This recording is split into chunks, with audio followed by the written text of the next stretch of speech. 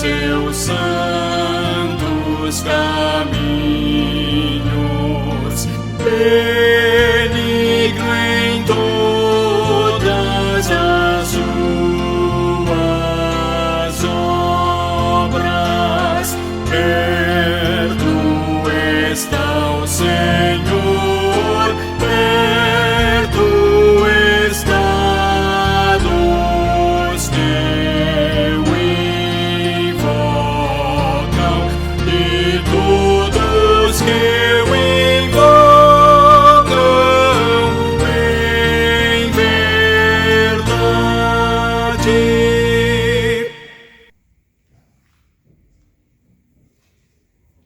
Boa noite, irmãos. Que a graça e a paz do Senhor esteja com todos.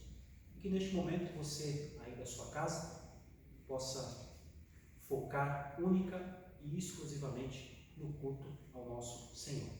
Provavelmente eu sei que você deve estar no seu celular, alguns devem estar no seu celular, mas se você puder, silencie o seu WhatsApp e foque 100% no culto ao nosso Deus. Vamos iniciar o nosso culto fazendo uma oração de adoração. Poderoso Deus, eterno Pai, graças te damos, ó Deus, pelas bênçãos que o Senhor tem derramado sobre as nossas vidas, ó Deus. Te adoramos, ó Deus, porque o Senhor é um Deus de amor, um Pai misericordioso. Te adoramos, ó Deus, porque o Senhor, ó Deus, enviou o seu Filho, ó Pai, para morrer por nós, ó Deus. O Senhor nos dá a oportunidade, ó Deus, de estarmos aqui essa noite, podendo cultuar ao Senhor, ó Deus. Guarda as nossas vidas, ó Deus, esteja conosco no decorrer desse culto, é o que lhe pedimos em nome de Jesus. Amém. Amém. Convido os irmãos neste momento, aqueles que puderem e assim quiserem se colocar de pé, a entoar o hino de número 4, Culto à Trindade.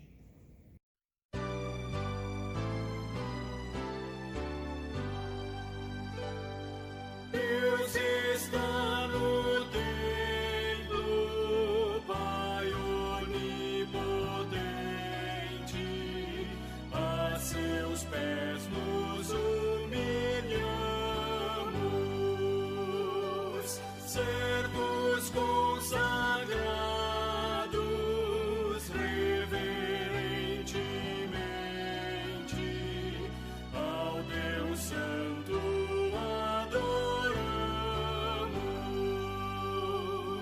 Por favor, com amor, espiritualmente, Deus está no templo,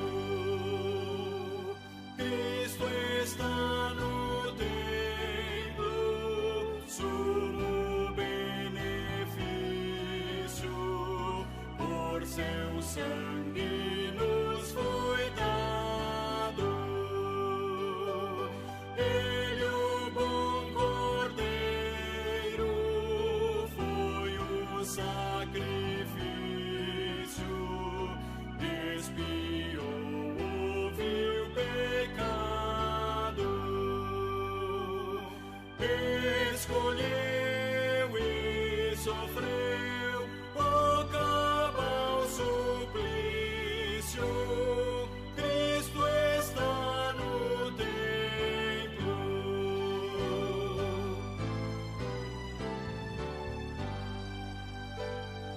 Tu que estás no templo, preceptor divino, e os corações habitas,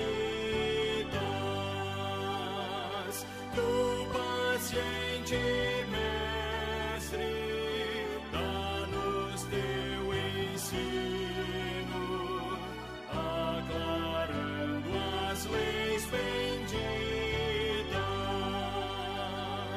Dê prazer conhecer a graça infinita. Sim, estás no templo. Amém. Muito bem, irmãos, dando continuidade, convido os irmãos que abram as suas Bíblias nos Salmos de número 8. Ali.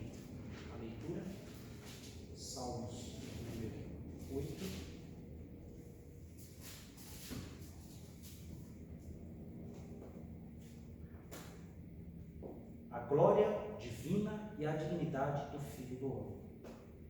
Ó Senhor, Senhor nosso, quão magnífico em toda a terra é o teu nome, pois expuseste nos céus a tua majestade. Da boca de pequeninos e crianças de peito, suscitaste força por causa dos teus adversários, para fazeres emudecer o inimigo e o vingador. Quando contemplo os teus céus, obra dos teus dedos, e a lua e as estrelas que estabeleceste, que é o homem que dele te lembres, e o filho do homem que o visites? Fizeste-o, no entanto, por um pouco menor do que Deus, e de glória e de honra o coroaste. Deste-lhe domínio sobre as obras da tua mão, e sobre seus pés tudo lhe puseste: ovelhas e bois, todos, e também os animais do campo, as aves do céu e os peixes do mar, e tudo o que percorre as sendas dos mares. Ó Senhor, Senhor nosso, quão magnífico em toda a terra é o teu nome. Em resposta a esse texto, cantaremos o hino de número 350, a palavra de vida.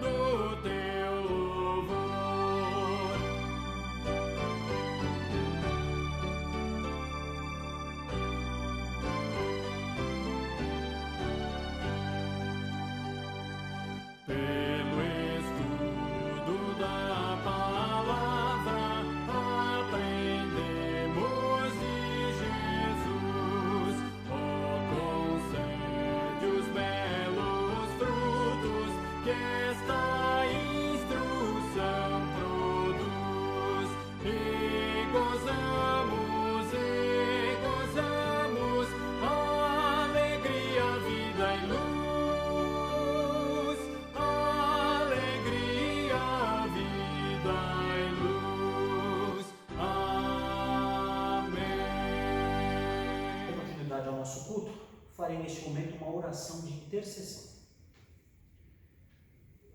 Bondoso Deus, eterno Pai, obrigado a Deus pela condução, ó Pai, deste culto, ó Deus. Obrigado, ó Pai, porque até aqui o Senhor tem nos ajudado, ó Deus. Neste momento, ó Deus, quero colocar nas Tuas mãos, ó Deus, a vida do nosso pastor, que trará neste momento a Tua mensagem, ó Deus. Que o Senhor use, ó Pai, a sua vida, que o Senhor, ó Deus, fale através dele, ó Pai, para que a Tua palavra chegue, ó Pai, nos lares, ó Pai, dos membros desta igreja, e que as pessoas que ali estiverem ouvindo, ó Pai, que não Te conhecem, possam ser tocadas, ó Pai, pela Tua palavra, ó Deus. Usa o Teu servo, ó Deus, que o Teu Espírito, ó Deus, habite neste momento, ó Deus, Que saia o homem, ó Deus, e o Senhor neste momento. É o que lhe pedimos em nome de Jesus. Amém. Pastor Pedro. Boa noite, amados irmãos. Mais uma vez nós estamos aqui para adorarmos ao Senhor. E neste momento especial nós já louvamos, já cantamos, já oramos, lemos a palavra. E agora é o momento mais importante do culto, que é a reflexão na sua palavra. Eu quero convidar os irmãos aí na sua casa, que abram as suas Bíblias em Mateus, no Evangelho de Mateus, capítulo 11, e eu quero ler para os irmãos versículos de 1 a 6.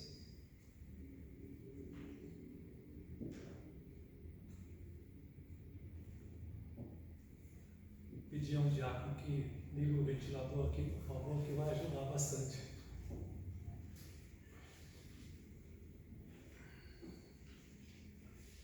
Mateus capítulo 11, versículos de 1 a 6.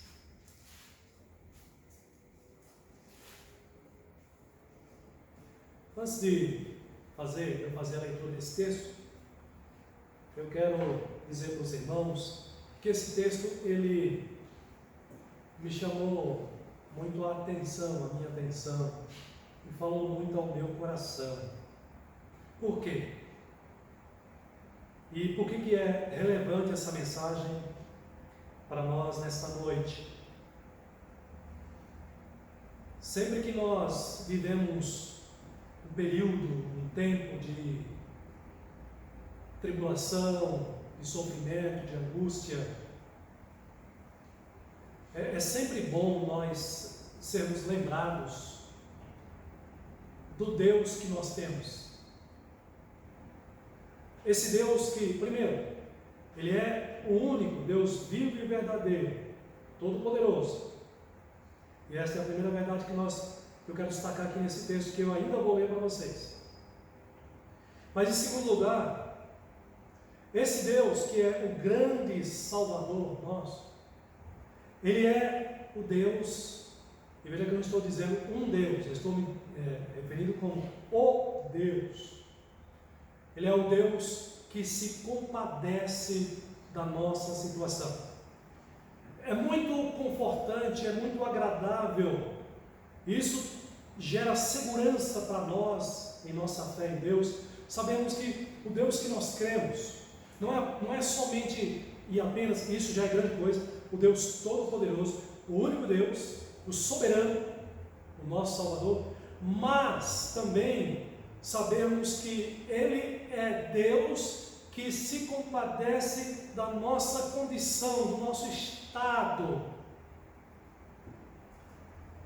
Me lembro, por exemplo, do autor aos Hebreus, também Paulo escrevendo aos Filipenses, que retrata essa peculiaridade do nosso Salvador, que é o Deus que sensibiliza-se com a nossa condição, com o nosso sofrimento.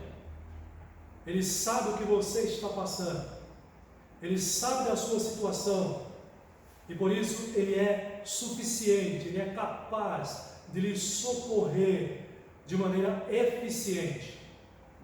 Tenha esses dois princípios em mente, porque é sobre eles que eu quero trabalhar nesta noite, dizendo que Jesus, Ele é o grande Salvador que se compadece de nós. Observe, acompanhe a leitura do texto de Mateus capítulo 11, versículos de 1 a 6, que nos diz o seguinte: o evangelista Mateus relata assim: ora, tendo Jesus acabado de dar estas instruções a seus 12 discípulos, partiu para ensinar e pregar nas cidades deles. Quando João ouviu no cárcere falar das obras de Cristo, mandou por seus discípulos perguntar-lhe: és tu aquele que estava para vir, ou havemos de esperar outro? E Jesus respondendo, disse-lhe: ide e anunciai a João o que estáis vendo e o que estáis ouvindo e vendo. O que? Ele diz: os cegos veem, os coxos andam, os presos, os leprosos são purificados, os surdos ouvem, os mortos são ressuscitados e aos pobres está sendo pregado o Evangelho. Aí ele exorta: bem-aventurado é aquele que não achar em mim motivo de tropeço. Eu quero ainda fazer uma oração, mais uma oração nesse instante. Feche os seus olhos, ore comigo neste momento.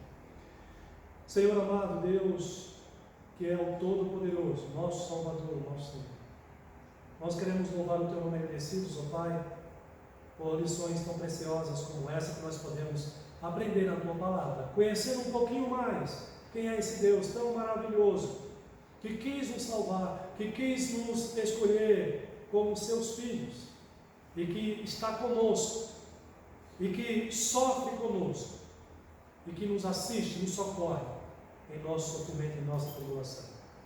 Louvado seja o nome do Senhor. Fala ao nosso coração através da Tua porção da Tua palavra nesta noite, ó Pai. Prepara os irmãos e irmãs que estão em casa neste momento, seus filhos, as crianças. Teu Espírito Santo abre o entendimento, Teu Espírito Santo me capacite na comunicação desta palavra do Senhor, para que a Tua igreja seja abençoada e fortalecida nesta noite, em nome de Jesus e para a Tua glória. Amém.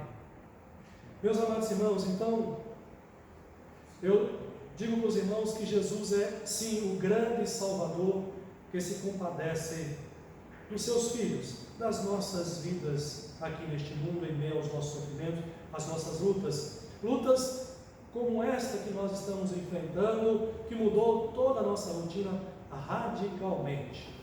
Eu quero chamar a atenção dos irmãos para alguns aspectos nesse texto, depois passaremos para as aplicações finais. Então Mateus começa dizendo, o evangelista Mateus começa dizendo, relatando o que Jesus fez logo após ele dar todas as instruções para os seus discípulos. Que instruções são estas, às quais Mateus se refere? As instruções que estão aí no capítulo 10, que inclusive nós já estudamos aqui, tiramos lições preciosas também. Jesus preparando os seus discípulos, os 12, para enviá-los a campo, na pregação do Evangelho, para pregarem o Evangelho. Então Mateus diz que depois que Jesus acabou de dar essas instruções, que está aí no capítulo 10, ele então partiu, ele seguiu adiante para fazer o quê? Para ensinar e pregar o Evangelho, pregar a sua mensagem. Ele usa duas palavras aqui para dizer de duas coisas que são próximas, mas são diferentes.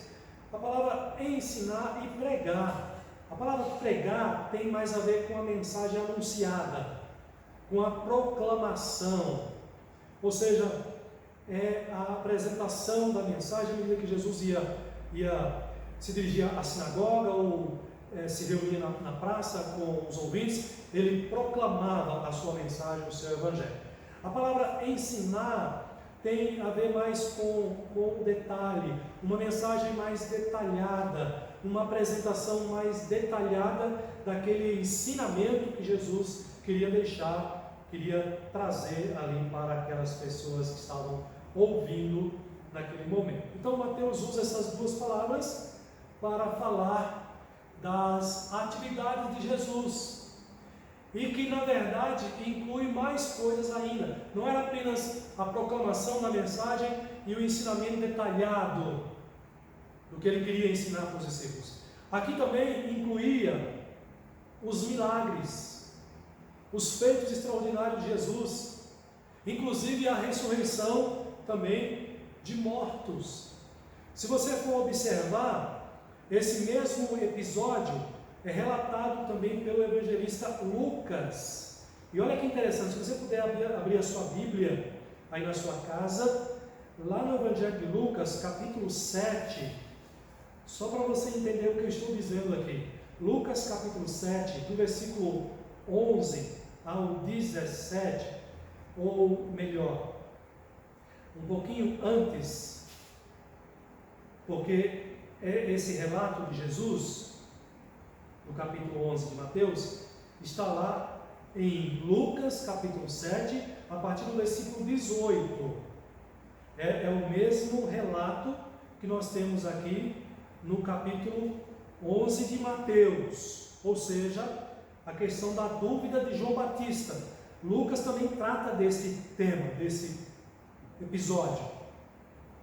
Só que o detalhe aqui é que em Lucas, no capítulo 7, ele coloca esse texto em que Jesus resolve a dúvida de João Batista logo depois da ressurreição que Jesus faz do filho da viúva, a viúva de Naim. Então, quando Mateus diz que Jesus partiu para ensinar e pregar, na verdade Mateus está se referindo também às atividades de cura, os milagres, a ressurreição de mortos, como é o caso aqui também do filho dessa viúva, chamado o filho da viúva de Naim. Então são as obras, as atividades que Jesus realizava. Então ele acabou de instruir os discípulos e ele sai. Na verdade ele sai para continuar a fazer o que ele estava fazendo, desenvolvendo o seu ministério. Muito bem, olha que cena curiosa que o evangelista Mateus vai trazer para nós. Na sequência do capítulo 11, versículo 2, Mateus vai dizer que João Batista, ele ouviu a respeito dessas atividades de Jesus, ou seja, ele soube, foi informado lá no cárcere, que ele estava preso, a respeito de Jesus realizando o seu ministério. O que ele fazia? Pregava, ensinava, curava, curas milagrosas, realizava milagres, ressuscitava mortos. Então, Mateus diz que João, lá no cárcere, ele ouviu falar das obras de Cristo, e aí, claro, ele estava preso, ele não podia vir até Jesus. O que ele faz então? Ele envia os discípulos, alguns dos seus discípulos, até Jesus, para perguntar para Jesus. Esses discípulos de João Batista têm uma missão, eles levam uma pergunta de João Batista para Jesus. E qual é a pergunta? Versículo 3 revela: és tu aquele que estava para vir, ou havemos de esperar outro? Meus irmãos, essa pergunta de João Batista era muito importante para ele, e ele precisava dessa resposta por parte de Jesus, porque João Batista, ao ouvir a respeito da maneira como Jesus realizava o seu ministério, ele começa a ficar em dúvida, ele começa a se questionar se realmente este que realiza o ministério, milagres, prega, ensina, este que ele batizou, vocês se lembram disso? Este que ele anunciou para os discípulos dele: eis o Cordeiro de Deus que tira o pecado do mundo. João Batista agora começa a duvidar se realmente este é o Messias prometido no Antigo Testamento. Por isso da pergunta, essa é a razão da pergunta de João Batista, levada até Jesus: és tu aquele que estava para vir, ou havemos de esperar outro? João Batista precisava realmente saber se Jesus era de fato o Messias, porque ele havia ensinado, declarado isso, mas ele mesmo agora está em dúvida se este é o Messias do Antigo Testamento. Você deve estar se perguntando: mas pastor, será que isso é verdade? Será que João Batista ficou na dúvida? João Batista que batizou o próprio Jesus, será que agora ele está na dúvida de que este é realmente o Messias enviado por Deus? Meus irmãos, nós precisamos lembrar da condição deste homem, deste profeta João Batista. Nós precisamos tentar nos colocar, ainda que minimamente, no lugar de João Batista. O capítulo 4 de Mateus, versículo 12, o capítulo 14 também de Mateus, versículo 3 e 4, nos lembra da condição em que se encontra João Batista. Ele estava realmente preso. Ele foi preso por ordem do rei Herodes, o Antipas. Ele estava trancado numa das prisões escuras, num dos palácios deste rei. Portanto, ele não pôde acompanhar de perto Jesus na realização, no desenvolvimento do seu ministério. Ele não pôde ver com seus próprios olhos, ele não pôde testemunhar os feitos de Jesus, ele não pôde ouvir as mensagens e nem o ensinamento de Jesus. Mas ainda bem que lá naquela prisão escura, ele podia receber visitas. E foi por isso que ele ficou sabendo da maneira como Jesus estava realizando o seu ministério, anunciando palavras cheias de graça, da graça que vem dos céus. Ele ficou sabendo que Jesus, ele ensinava com bondade, com amor. Ele ficou sabendo lá no cárcere onde ele estava, da maneira como Jesus tratava os seus discípulos com ternura, como ele tratava as viúvas, como ele tratava os pobres, como ele tratava os órfãos, com tamanha ternura. E aí é que entra o ponto e você vai entender por que João Batista começou a duvidar se de fato esse era o Messias.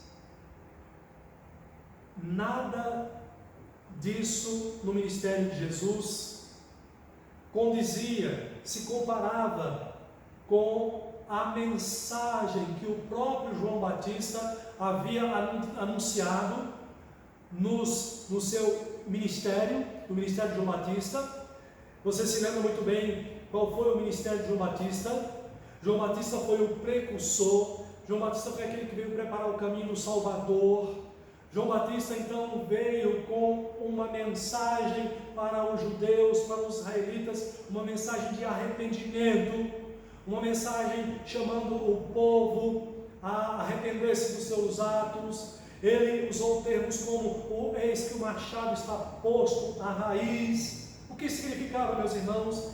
Que João Batista, na sua mensagem, apontava para o Messias que vinha trazendo uma mensagem a este mundo, não uma mensagem de amor, de ternura, mas uma mensagem de juízo, uma mensagem de condenação. João Batista havia apresentado o Messias, apresentado a Jesus como aquele que veio para castigar e para destruir. Mateus capítulo 3, versículo 7, versículo 10, Lucas 3, 7 e 9 também tratam dessas questões, nos lembra como João Batista anunciou a Jesus. Agora João Batista lá no cárcere começa a ouvir a maneira como Jesus está tratando os seus discípulos, a maneira como ele fala às multidões, a maneira como ele cura os enfermos, como ele tem misericórdia das pessoas à sua volta. E João Batista então começa a questionar a si mesmo: será que de fato este é o Messias? Ou nós devemos esperar outro, porque este não deva ser o Messias? Meus irmãos, João Batista foi um profeta, e como todo profeta, ele anuncia uma mensagem profética, mas nem sempre o profeta consegue visualizar o cumprimento ou entender a aplicação da sua mensagem profética como um todo. A mensagem profética, geralmente, ela se caracteriza por uma aplicação no presente, mas também uma aplicação no futuro. João Batista não errou quando apresentou Jesus como sendo aquele que via para trazer castigo, para trazer juízo. Ele apenas não compreendeu que isso iria acontecer não na primeira vinda de Jesus ao mundo, Mas isso ainda vai acontecer na segunda vinda de Jesus ao mundo. E de fato ele não está errado na sua proclamação a respeito do Messias, a respeito de Jesus. Porque a Bíblia nos ensina em vários outros textos que sim, é verdade, Jesus voltará a este mundo para julgar. E isso implica em sofrimento, em castigo, em juízo para as pessoas que rejeitam ao seu ensinamento, rejeitam a sua palavra. Então esta é a razão pela qual João Batista começa a duvidar: será que este é realmente o Messias? Esta é a razão da pergunta que João Batista manda que seja entregue a Jesus, e só ele tem a resposta. Então ele se dirige à fonte com essa pergunta: és tu aquele que estava para vir, ou havemos de esperar outro? Mas, meus irmãos, depois de entendermos a razão da pergunta de João Batista, eu quero chamar a sua atenção agora para a resposta de Jesus. E nessa resposta de Jesus aqui, ele então apresenta esses dois aspectos dele como o Messias, como o Salvador. Qual foi a resposta que Jesus então manda que seja dada para João Batista? Ele diz no versículo 4: e Jesus respondendo disse aos discípulos de João Batista: ide e anunciai a João o que? Olha que coisa interessante. O que vocês estão ouvindo e vendo. E o que os discípulos de João Batista estavam ouvindo e vendo? Isso mesmo que está aí no versículo 5. Cegos veem, coxos andam, leprosos são purificados, surdos ouvem e até mortos são ressuscitados. E mais, e aos pobres está sendo pregado o Evangelho. Aos pobres está sendo pregado o Evangelho.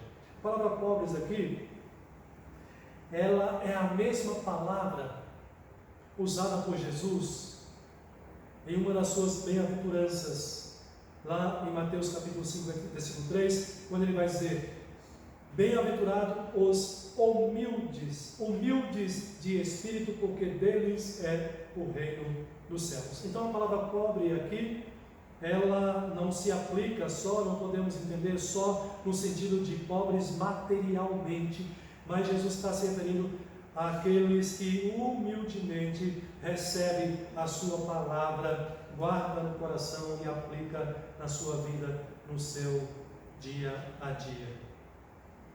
Mas, meus irmãos, qual é a importância da resposta que Jesus está dando aqui para João Batista? O que tem a ver a pergunta de João: tu és aquele que havia de vir, ou nós temos que esperar a outro? E a resposta de Jesus: doentes estão sendo curados, mortos estão sendo ressuscitados, o Evangelho está sendo pregado aos pobres. O que tem a ver com a pergunta de João? Tem tudo a ver. Aqui nessa resposta de Jesus, primeiro, ele demonstra aqui a sabedoria em responder à dúvida de João. Demonstra também conhecimento das Escrituras e a sua submissão também às Escrituras. Sabe por quê, meus irmãos? Quando Jesus fala de todas essas questões aqui, cegos, coxos, leprosos sendo curados, surdos e mortos sendo ressuscitados, e aos pobres sendo pregado o Evangelho, sabe em que Jesus está se baseando aqui? No texto de Isaías capítulo 61, versículos 1 e 2. E sabe o que é esse texto? Esse texto é uma profecia a respeito do próprio Jesus. Ou seja, o profeta Isaías, quando lá ele anuncia, ele faz essa profecia a respeito do Salvador que viria, do Messias que viria, ele está dizendo exatamente o que esse Messias iria fazer. E Jesus agora veio e ele está obedecendo a essa profecia. Então, tudo o que Jesus está realizando aqui, e que os discípulos de João viram e ouviram, ele curando os cegos, os coxos, os leprosos, os surdos, e nessa sequência, nessa ordem, ressuscitando mortos, o que é acrescentado aqui, que não consta lá em Isaías, não me falha a memória, mas a pregação aos pobres do Evangelho é uma descrição exata da profecia de Isaías, ou seja, Jesus está mostrando para João Batista que a profecia de Isaías está sendo cumprida neste exato momento. Eu quero relembrar a vocês o que diz Isaías lá no capítulo 61, a partir do versículo 1. Diz o profeta Isaías assim, olha só: o Espírito do Senhor Deus está sobre mim, porque o Senhor me ungiu para pregar boas novas aos quebrantados, enviou-me a curar os quebrantados de coração, a proclamar libertação aos cativos e a pôr em liberdade os algemados, a pregoar o ano aceitável do Senhor e o dia da vingança do nosso Deus, a consolar a todos os que choram e a pôr sobre os que em Sião estão de luto uma coroa de cinza, em vez de cinzas, óleo de alegria em vez de pranto, veste de louvor em vez de espírito angustiado, a fim de que se chamem carvalhos de justiça, plantados pelo Senhor para a sua glória. Edificarão lugares antigamente assolados, restaurarão os de antes destruídos, e renovarão as cidades arruinadas, destruídas de geração em geração. Estranhos se apresentarão e apacentarão os vossos rebanhos. Estrangeiros serão os vossos lavradores e os vossos vinhateiros, mas vós sereis chamados sacerdotes do Senhor, e vos chamarão ministros do nosso Deus. Comereis das riquezas das nações, e na sua glória vos gloriareis. Em lugar da vossa vergonha tereis dupla honra, em lugar da afronta exultareis na vossa herança. Por isso, na vossa terra possuireis o dobro e tereis perpétua alegria. Nós precisamos lembrar que essas palavras do profeta Isaías são palavras, uma palavra profética a uma nação que está assolada, a uma nação que está perseguida, mas que Deus promete restauração, que eles não serão mais cativos no futuro, escravos no futuro, mas que eles serão pessoas ricas, uma nação rica. Essa profecia agora se cumpre em Jesus Cristo. Eu quero lembrar aos irmãos que Lucas, no capítulo 4, nos traz esse belo relato nas palavras do próprio Jesus. Lucas mostra Jesus tomando esse texto de Isaías e aplicando a sua própria vida. Lucas diz que Jesus estava indo para Nazaré, onde ele foi criado, e num sábado ele entrou numa sinagoga, conforme o seu costume, e então ele na sinagoga, como na igreja aqui, alguém vem até ele e traz o livro profético, o livro do profeta Isaías. Ele abre no livro do profeta Isaías, e ele lê exatamente essa passagem. Lucas, no capítulo 4, verso 18, ele lê exatamente essa mesma passagem de Isaías, dizendo assim: o Espírito do Senhor está sobre mim, pelo que me ungiu para evangelizar os pobres. E ele prossegue, vai lendo essa mesma passagem de Isaías, mas veja como ele conclui ao ler. Ele fecha o livro, diz lá no versículo 20: tendo Jesus fechado o livro lá na sinagoga, devolveu esse livro ao assistente, sentou-se, e todos na sinagoga tinham os olhos fitos em Jesus.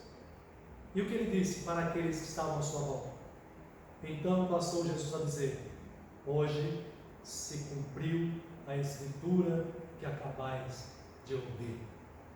Meus irmãos, a resposta que Jesus está mandando que seja entregue a João Batista é exatamente o cumprimento dessa profecia que o próprio João Batista também conhecia. Certamente ele conhecia também essa profecia de Isaías e aguardava o seu cumprimento.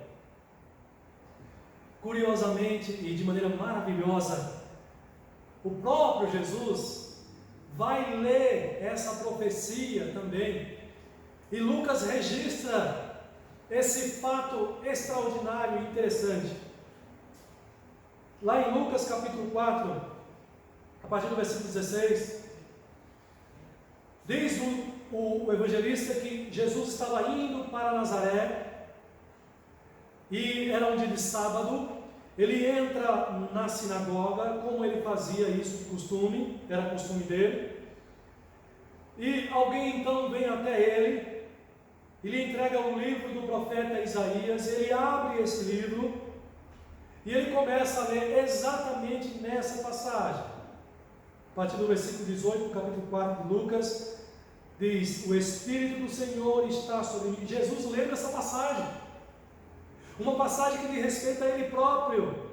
O Espírito do Senhor está sobre mim, pelo que me ungiu para evangelizar os pobres, enviou-me para proclamar libertação aos cativos e restauração da vista aos cegos, para pôr em liberdade os oprimidos e a pregar o ano aceitável do Senhor. E aí ele termina a leitura, o versículo 20 diz que ele fechou o livro, devolveu esse livro ao assistente, devolveu a Escritura Sagrada ao assistente, assentou-se, provavelmente no meio do povo, tomou uma posição no meio do povo ali assentado, e todos na sinagoga estavam com seus olhos fitos em Jesus, aguardando as próximas palavras, porque ele acabou de ler o texto profético, e esses que estão à sua volta querem saber o que ele vai dizer, qual é o ensinamento que ele vai trazer. Muito bem, o que ele diz? Verso 21: então passou Jesus a dizer-lhes: hoje se cumpriu a Escritura que acabais de ouvir. Oh glória! O que significa, meus irmãos? Jesus é o cumprimento da profecia de Isaías. O que significa essa resposta então de Jesus para João Batista? Significa que Jesus está dizendo, confirmando com todas as letras e usando com base a Escritura Sagrada para embasar a sua resposta a João Batista, para dizer que ele é sim o Messias, o Deus encarnado. Aqui tem duas verdades que eu quero destacar para os irmãos nessa resposta de Jesus. A primeira verdade é que Jesus está reafirmando, enfatizando: sim, João Batista, eu sou o Salvador, eu sou o Deus vivo e verdadeiro, e prova disso é o que os seus discípulos viram e ouviram eu realizar. Prova disso é o que a profecia de Isaías se cumpre agora. Eu estou cumprindo a profecia de Isaías, ou seja, a palavra profética dita tantos anos antes, por boca do profeta Isaías, agora se cumpre sobre mim. Eu sou o Salvador que ele anunciou. Fique em paz, que isso gere conforto, consolação e segurança para você, João Batista. Meus irmãos, essa mesma palavra deve também gerar conforto, consolo, segurança para a nossa fé em Deus, o Deus que nós cremos, o Salvador no qual nós colocamos a nossa confiança, a nossa esperança, entregamos a nossa vida. É o único Deus verdadeiro, é o único Salvador. Em tempos de crise, em tempos de sofrimento, de angústia, nós precisamos ouvir palavras que nos confortam, que nos animam, que nos fortalecem. Não foi diferente para João Batista. Ele estava lá naquela prisão escura, provavelmente úmida, talvez suja. Ele estava ali já começando a duvidar daquilo que ele mesmo havia ensinado. Será que este é o Messias? Então Jesus lhe dá a resposta, uma palavra que sai dos seus lábios.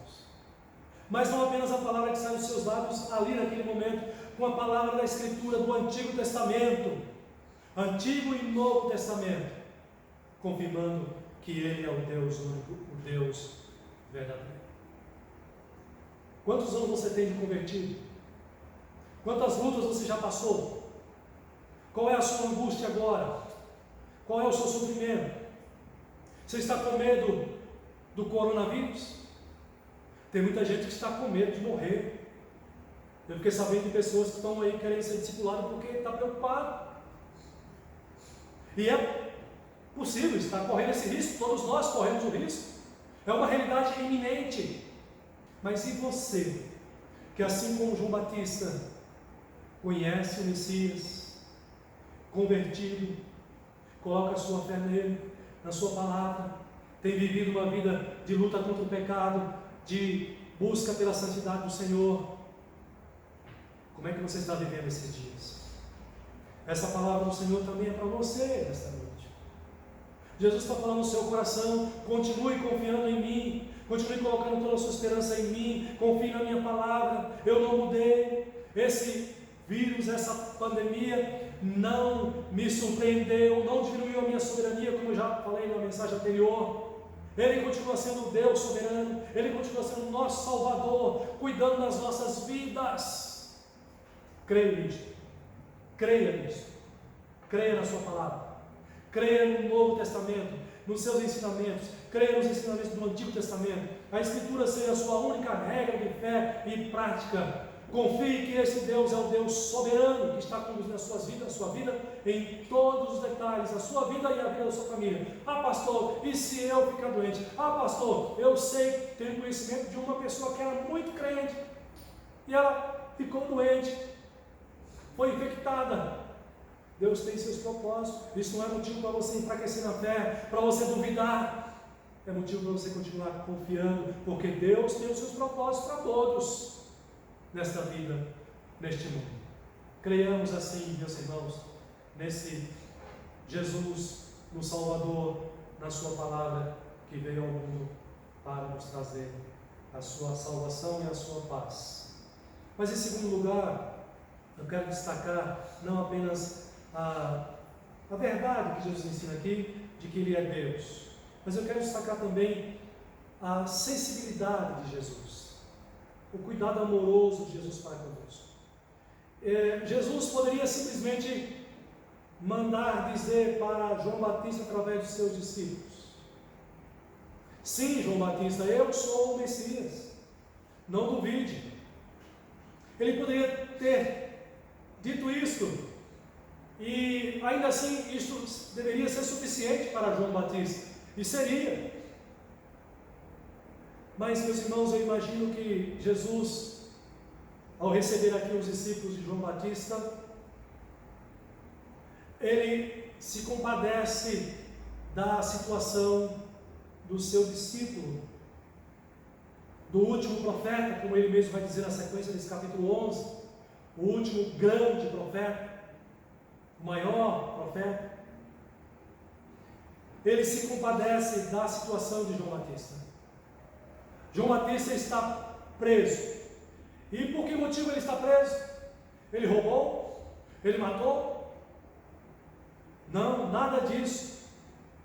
João Batista está preso porque ele defendeu a verdade, a justiça. João Batista está preso porque ele denunciou o adultério e aqueles que adulteraram. Ele está preso por defender a verdade, a justiça, a retidão. Ou seja, ele está preso injustamente. E Jesus aqui, meus irmãos, eu entendo que ele demonstra também compaixão pela condição, o estado em que se encontra João Batista aqui. E ele não quer dar apenas um relato para João Batista com as suas próprias palavras, mas ele permite que os discípulos de João Batista testemunhem com seus próprios olhos, com seus próprios ouvidos, o que Jesus está realizando. A obra grandiosa, Jesus ministrando poder e curando enfermos, ressuscitando mortos e pregando o seu evangelho aos pobres, aos humildes de espírito, de coração. Aqui, meus irmãos, Jesus demonstra então compaixão. Eu entendo assim E por que eu digo isso? Além de todo o contexto em que se encontra João Batista, eu quero voltar de novo ao texto em que Jesus ressuscita o filho da viúva de Naim. Ali também Jesus demonstra o seu coração cheio de compaixão, um coração amoroso e cuidadoso para com aqueles que estão à sua volta e que carecem da sua compaixão.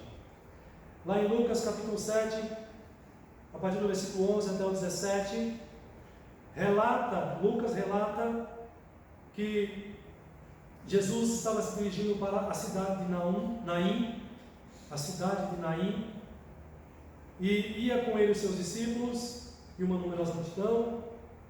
E quando ele se aproximava da porta, dos portões daquela cidade, vinha ao encontro, estava saindo daquela cidade, o enterro do filho único de uma viúva. E grande multidão então acompanhava aquele sepultamento.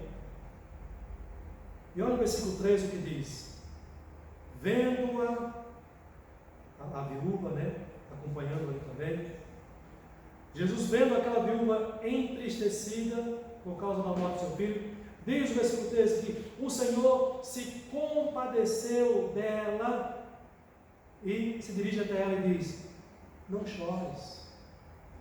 Meus irmãos, o nosso Deus, além de ser o Deus soberano, o Deus todo-poderoso, a palavra de Deus nos ensina que Jesus, Ele tem o domínio sobre céus e terra. Ela nos ensina que no último dia todos terão que prestar contas da sua vida, dos seus atos perante Ele. Todos se prostrarão diante do Senhor, confessarão com seus lábios, reconhecendo a sua majestade, a sua grandeza. O nosso Deus, o nosso Salvador, sendo tão glorioso, tão grandioso, ao mesmo tempo tem um coração tão terno, tão cheio de ternura, tão cheio de compaixão pelo nosso estado, nesta vida aqui, neste mundo, onde muitas vezes somos assaltados, acometidos por situações como essas aqui, como a doença, como a morte. E Jesus então se compadece, se aproxima dessa viúva e diz para ela: não chores. E logo na sequência do texto, os irmãos conhecem a história. Jesus então vai ressuscitar esse jovem, este menino, e vai restituí-lo à sua mãe, porque Jesus teve compaixão da viúva de Naim, porque Jesus também teve compaixão de João Batista, ali naquele cárcere, aguardando a morte, aguardando a sua sentença. Vocês sabem que João Batista foi decapitado, e Jesus, já sabendo tudo isso, muito provavelmente, certamente prevendo isso, Jesus resolve dar essa mensagem de conforto e de consolo para João Batista. Imagine só João Batista prosseguir os seus dias, se aproximando da sua condenação, à sua morte, e chega o dia dele ser morto, dele ser decapitado, e essa sua dúvida não é resolvida. Jesus não espera que isso aconteça, Jesus não deseja que isso aconteça. Jesus permite então, com essa resposta, que João Batista caminhe para a sua sentença, para a sua morte, mas caminhe com o seu coração fortalecido, renovado, confortado, consolado. Ele caminha assim para encarar a morte, mas ele caminha firmado, consolado, renovado, animado.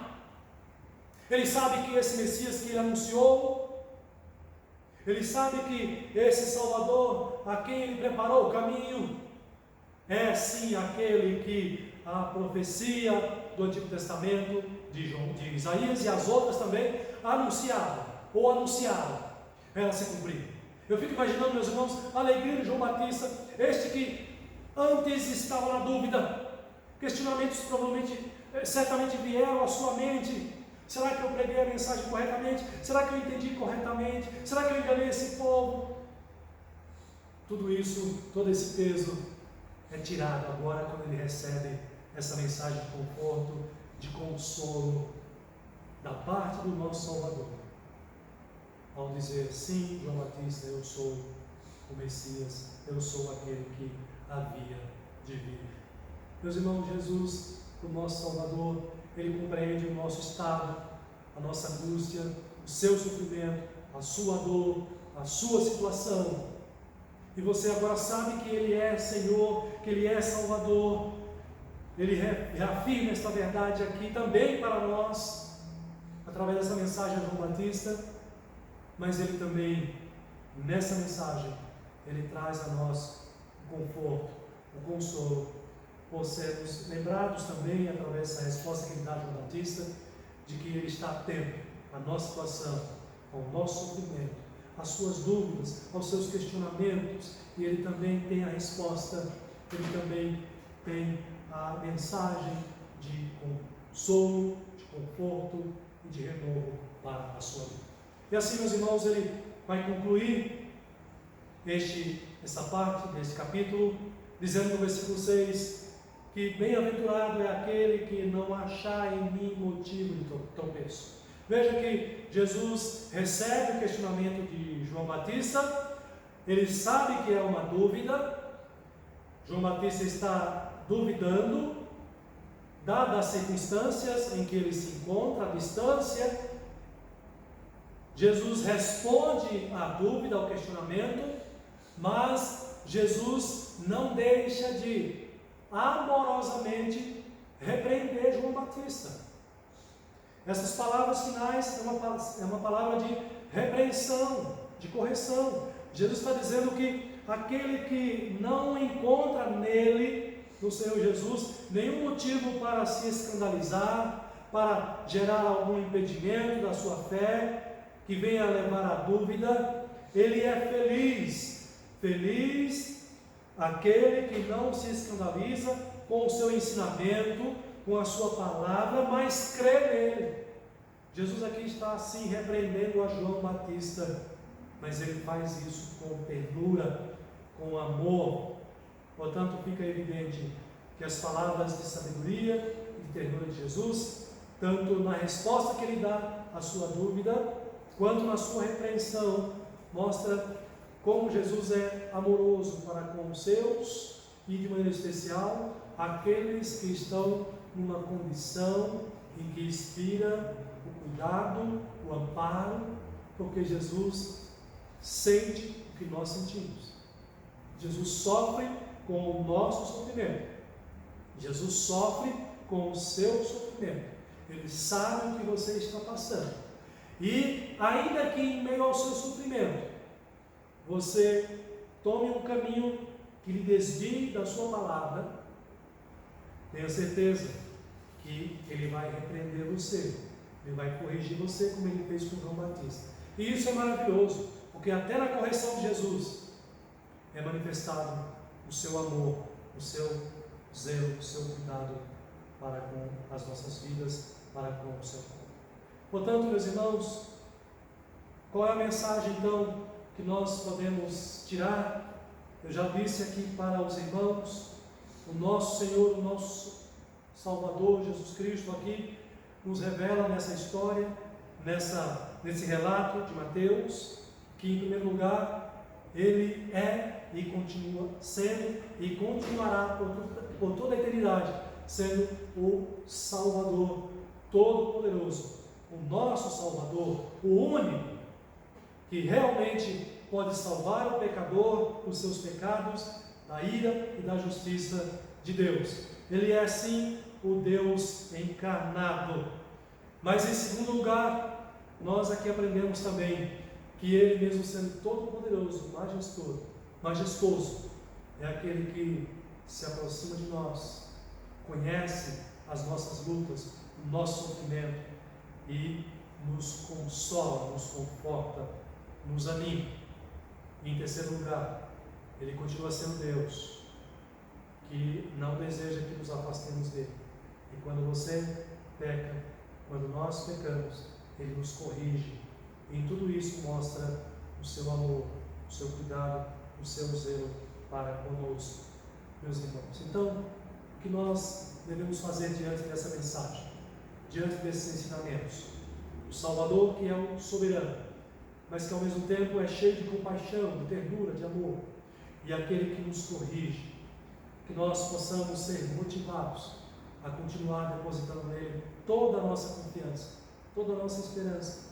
Não duvide de que ele é o seu Deus, o seu Salvador, especialmente nesses dias de tensão, de crise, que você continue se esforçando para obedecer a sua palavra, que você não permita que gere no seu coração, na sua mente, dúvida sejam levantadas, que questione a autoridade, o senhorio do nosso Salvador, do nosso Senhor. Deus assim abençoe a sua vida, lhe fortaleça, lhe ampare cada dia mais. Amém. Gostaria de encerrar então o nosso culto, fazendo uma oração final, logo após pedindo a bênção para os irmãos. Feche os seus olhos, oremos ao Senhor, encerrando o nosso culto. Deus bendito, Pai nosso que estás nos céus, queremos louvar o nome do Senhor, de maneira especial porque podemos cultuar ao Senhor, ainda que estejamos impedidos de nos reunir fisicamente, mas aqui estamos, ó Pai, prestando a Ti o nosso culto dominical, e de maneira maravilhosa, Senhor, sermos relembrados desse ensinamento tão precioso, de que temos o Teu Filho como nosso único e verdadeiro Salvador, aquele que quis se tornar igual a nós, ou seja, se encarnou, sabe o que é sofrer, sabe o que nós sentimos, e por isso mesmo pode se compadecer de nós como sumo sacerdote, porque sabe o que é padecer, e por isso mesmo também pode nos socorrer, de maneira que nos satisfaça, de maneira eficiente. Nós queremos Te agradecer, Senhor, pelo Teu Filho amado, nosso Salvador, que nos ama tão profundamente, tão verdadeiramente, que não apenas deu a sua vida por nós, morrendo e ressuscitando para cumprir a missão de nos salvar, mas continua neste exato momento intercedendo por cada um de nós junto a Ti, ó Pai, na glória celestial. Nós queremos louvar o nome do Senhor, agradecendo a Ti por nos ter dado o Teu Filho para ser o nosso Senhor e o nosso Salvador, e que continua cuidando das nossas vidas através do Espírito Santo em cada detalhe, conduzindo a Tua igreja, livrando, amparando, guardando, dando o crescimento que ela precisa, e que no último dia reunirá todo o Teu povo, e assim, Senhor, apresentará, entregará a Ti o Pai Nosso, o povo salvo, o povo aperfeiçoado, glorificado, a Tua igreja, mostrando assim e concluindo assim a Sua missão para com cada um de nós nesta vida neste mundo. Pai, bendito seja o Teu nome, por Jesus Cristo, o nosso Senhor, o nosso Salvador, hoje e sempre. O nome dele que nós oramos agradecidos. Amém. Meus irmãos, recebam a bênção, a graça do nosso Senhor e Salvador Jesus Cristo, o amor do nosso Deus, o Pai Celestial, o consolo e o conforto do Espírito Santo de Deus repouse, meus irmãos e irmãs, sobre todos vocês e sobre a Igreja do Senhor em toda a terra, hoje e para sempre. Amém.